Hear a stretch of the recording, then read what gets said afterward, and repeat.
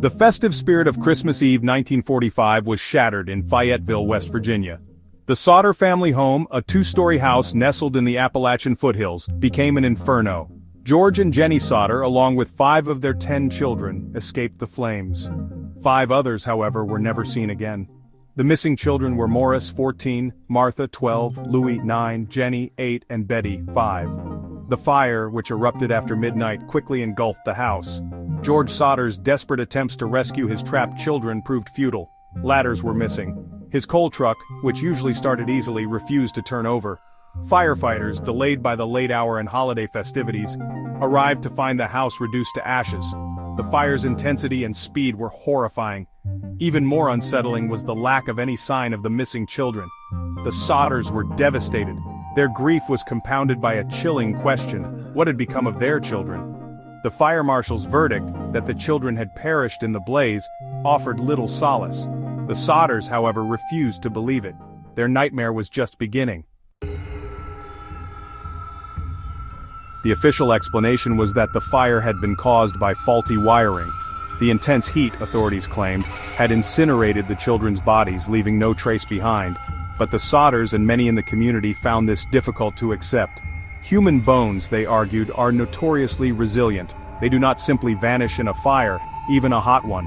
The Sodders had sifted through the ashes, desperately searching for any sign of their children. They found nothing. No bones, no teeth, no remnants of clothing. It seemed impossible. Adding to the mystery were a series of strange occurrences. Witnesses reported seeing the missing children in a passing car on the night of the fire. A woman claimed to have served them breakfast at a roadside diner the next morning. These sightings, though unconfirmed, fueled the Sodders' belief that their children were still alive. Doubt began to creep in.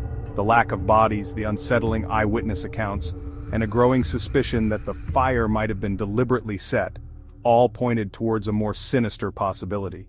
The Sodders began to wonder, had their children been taken?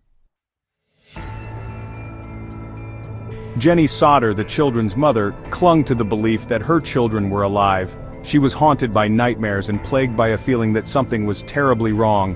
Her intuition, it seemed, was to be tested time and again. One evening, the phone rang in the Sodder home. Jenny picked up, her heart pounding. A voice on the other end, a man's voice, chuckled cruelly. "I have your children," he said. Then, silence. The line went dead. Similar calls followed, each one a fresh wound on the already broken hearts of the Sodders. Meanwhile, reported sightings of the children continued to surface. A school bus driver claimed to have seen the children looking out from a passing vehicle.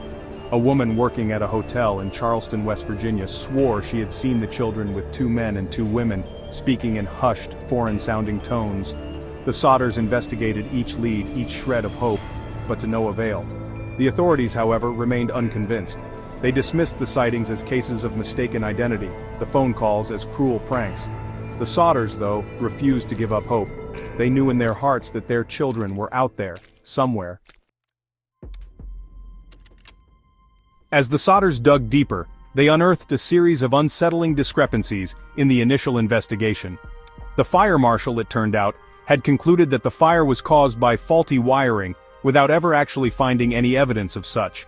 The evidence he did cite, a piece of supposedly fire-damaged wire, was later revealed to have been a section of the house's electrical cord, which could not have caused the fire. Witnesses who had come forward with information about the fire, or about suspicious individuals seen in the area, were largely ignored. Their accounts, deemed unreliable or irrelevant, were brushed aside. The Sodders, however, believed these witnesses held crucial pieces of the puzzle. Further investigation revealed that George Sodder had been the target of threats in the months leading up to the fire. An insurance salesman, angered by George's refusal to buy a policy from him, had openly threatened that George's house would go up in smoke and that his Christmas would be sad. The Sodders presented this information to the authorities, but their pleas for a more thorough investigation fell on deaf ears. Frustrated and heartbroken, they began to conduct their own investigation, determined to uncover the truth about what had happened to their children. With each passing year, the mystery of the missing Sodder children deepened. Theories abounded, each more outlandish and unsettling than the last.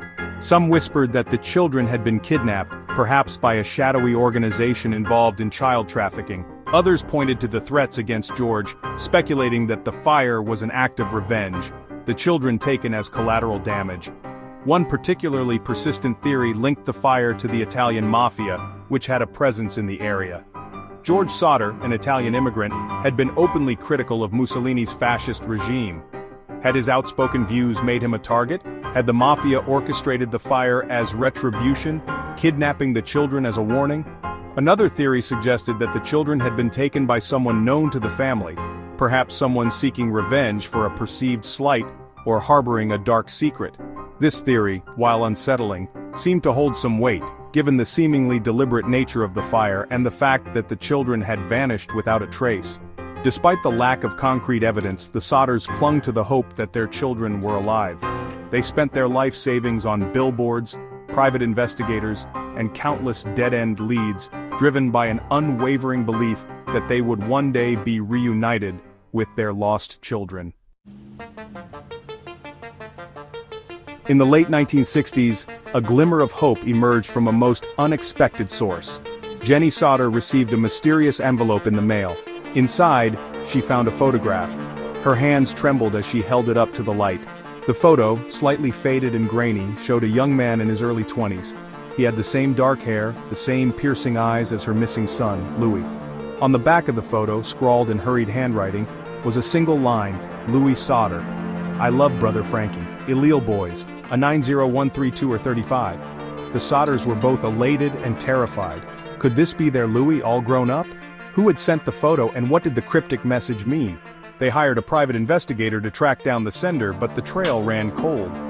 The photograph, while offering a tantalizing possibility, only deepened the mystery. It served as a painful reminder that their children were out there somewhere, but also highlighted the frustrating lack of concrete answers. The disappearance of the Sodder children became a lifelong obsession for George and Jenny. They dedicated themselves to finding their children, chasing every lead, exploring every theory, no matter how far-fetched. They offered rewards, distributed flyers, and even appeared on national television, pleading for any information that might lead them to their lost loved ones.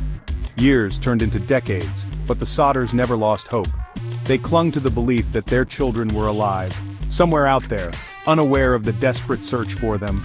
They imagined them grown, perhaps with families of their own, forever haunted by the memories of that horrific night.